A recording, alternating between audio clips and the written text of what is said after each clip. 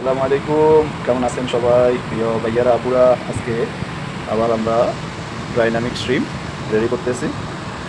সম্পূর্ণ ভিডিওটা দেখবেন প্রথম থেকে শেষ পর্যন্ত। আপনারা দেখতে পারবেন আমি কীভাবে ডাইনামিক স্ট্রিম রেডি করি। তারপরে আমরা স্ট্রিমগুলোকে ফ্রাই করবো, ডিপ ফ্রাই হয়ে যাওয়ার পরে আমরা এটার উপরে সস ঢেলে দেবো ইনশাআল্লাহ। যে এখন আমরা স্ট্রিমগুলোকে মজা দিয়ে এবং কর্নফ্লাওয়ার দিয়ে ইয়ে করে নিলাম। এখন আমরা এগুলো ডিপ ফ্রাই করবো। এখন আমরা চিংড়ি মাছগুলো এইভাবে সাজিয়ে নিব। আপনারা একটা জিনিস খেয়াল রাখবেন, মানুষ আগে চোখ দিয়ে খায়, তারপরে নাক দিয়ে, তারপর মুখ দিয়ে। তো আমরা জিনিসগুলো যদি আমরা সুন্দর করে সাজিয়ে দিই তাহলে দেখতে সুন্দর হয়, আকর্ষণ লাগে এবং বেশটা পরিবেশের উপরে নজর আসে, ওটা খেতে পছন্দ করে।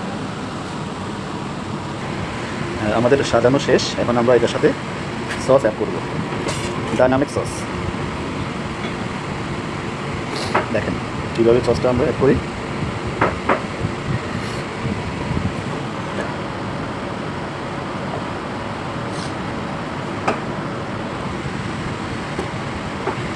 আমাদের ডাইনামিক স্ট্রিম রেডি।